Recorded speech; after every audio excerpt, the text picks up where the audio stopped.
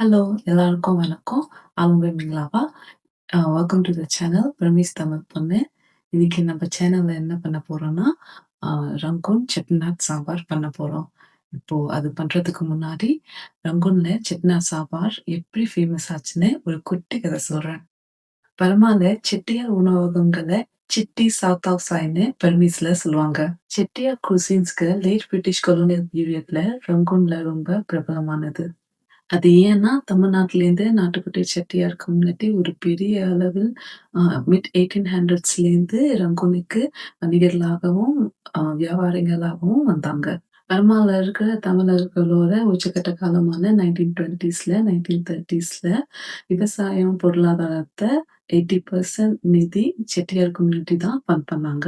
அந்த காலத்துல செட்டியாங்களோட ரெஸ்டாரண்ட்ஸ்களும், பிசினஸும் ரொம்ப ஃப்ளாரிஷா இருந்துச்சு. 1960ஸ்க்கு அப்புறம் அரசியல் மாற்றத்தினால உங்களுக்கே தெரியும் நெறைய தமிழ் கம்யூனிட்டிங்க கப்பல் ஏறி தமிழ்நாட்டுக்கே திருப்பி போயிட்டாங்க. ஸோ அந்த காலத்துல செட்டியார் ரெஸ்டாரண்ட்ஸ்களும் நெறையா குறைந்து போனது. இவ்வளோ குறைஞ்சு போனாலும் இன்னி வரைக்கும் ரங்கூன்ல செட்டியார் சமையல் பாரம்பரியங்கள் தமிழ், பர்மீஸ், சைனீஸ் மக்கள்ங்க நடுவுல இன்னும் பிரபலமா இருக்கு. ரங்கூன்ல செட்டியார் குசின்ல ரொம்ப ஃபேமஸான டிஷ் செட்டியார் சாம்பார். இன்னைக்கு நம்ம அது பண்ணுவோமா? இன்னைக்கு சாம்பாருக்கு துவரம் பருப்பு தான் யூஸ் பண்ண போகிறோம். பருப்பை நல்லா கழுவி வச்சுக்கலாம். பருப்பில் கொஞ்சம் எண்ணெய் ஊற்றிக்கலாம். அதோட சேர்த்து கொஞ்சம் மஞ்சள் பொடியும் போட்டுக்கலாம். 3 விசில் விட்டு குக் பண்ணிக்கலாம். நெல்லிக்காய் சைஸ் புளியை தண்ணியில் போட்டு ஊற வச்சுக்கலாம். ரங்கூன் செட்டிநாட் சாம்பாருக்கு ஸ்பெஷலான மசாலா அரைக்கணும்.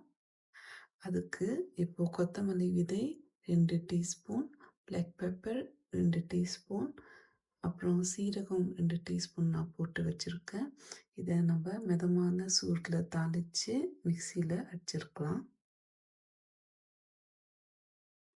2 பெரிய ஆனியன், 1 இன்ச்சு இஞ்சி, 1/2 கட்டு கார்லிக் நம்ம ப்ரிப்பேர் பண்ணி வச்சுட்டோம். ஸோ நம்ம இதை நல்லா இடிச்சிடலாம். இடிக்கிறதுக்கு இல்லைன்னா ஃபுட் ப்ராசஸர் யூஸ் பண்ணிக்கலாம். சாம்பார் மசாலாவும் ஆறுனதுக்கப்புறம் நம்ம அரைச்சாச்சு. இன்னைக்கு என்ன காய்கறிங்க யூஸ் பண்ண போகிறோன்னா முருங்கைக்காய், உருளைக்கிழங்கு, முள்ளங்கி, கத்திரிக்காய், வெண்டைக்காய் போட போகிறோம். சட்டி சூடானதுக்கப்புறம் கொஞ்சம் எண்ணெய் ஊற்றிக்கலாம். தாளிப்புக்கு 1 டீஸ்பூன் கடுகு, 1/4 டீஸ்பூன் வெந்தயம், 1 டீஸ்பூன் சீரகம் போட்டு குறைவான சூடில் தாளிக்கலாம்.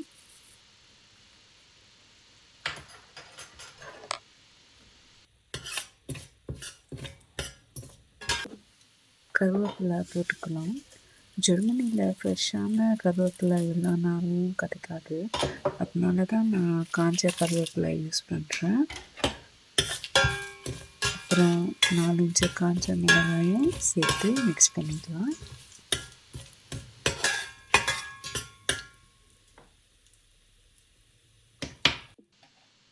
நல்லா வறுபட்டதும் வெங்காயம், பூண்டு, இஞ்சி இடித்து வச்ச மிக்சரை போட்டுடுவோம்.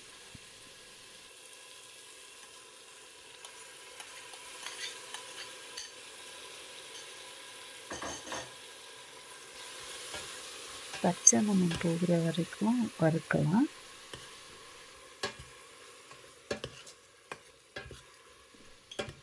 நல்லா வாசம் வந்ததுக்கப்புறம் 1 டீஸ்பூன் சில்லி பவுடர், 1/4 டீஸ்பூன் மஞ்சள் பொடி போட்டு சேர்த்து மிக்ஸ் பண்ணிக்குவோம்.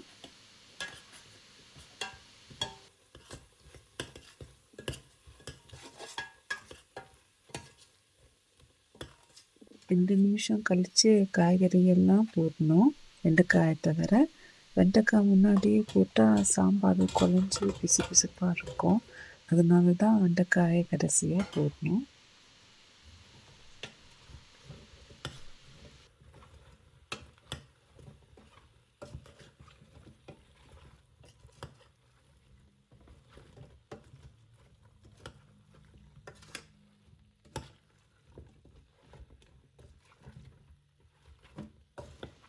நல்லா மிக்ஸ் பண்ணிவிட்டு எல்லா காய்கறிகளும் முழுகிற வரைக்கும் சுடுதண்ணி போடுவோம்.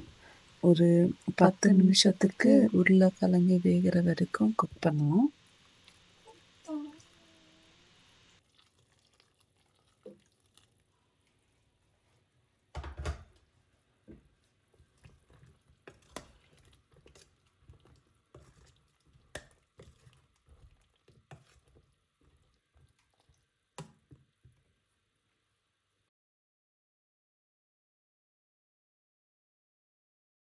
தேவையான அளவுக்கு உப்பு சேர்த்துக்குவோம்.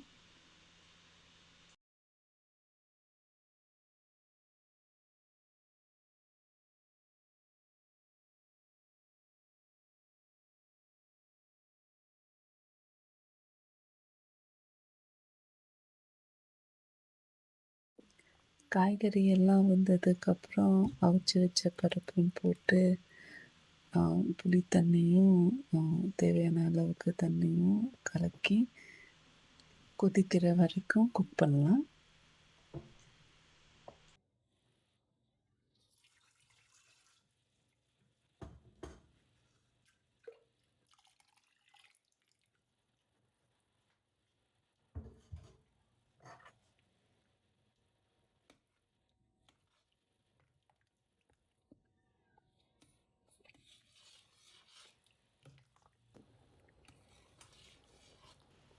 கொதித்ததுக்கப்புறம் அரைச்சி வச்ச சாம்பார் மசாலாவும் போட்டுடலாம். நான் இங்கே 3 டீஸ்பூன் போட்டிருக்கேன். நீங்கள் உங்களுக்கு தேவையான அளவுக்கு சாம்பார் மசாலா ஆட் பண்ணிக்கலாம்.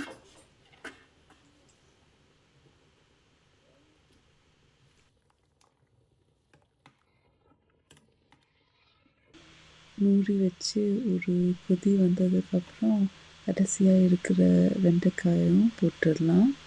போட்டுட்டு ஒரு மிதமான சூட்டில் 2-3 நிமிஷம் வரைக்கும் நம்ம குக் பண்ணலாம். அதுக்கப்புறம் ஸ்டவ்வை ஆஃப் பண்ணிட்டா ரங்கூன் செட்டிநாட் சாம்பார் ரெடி.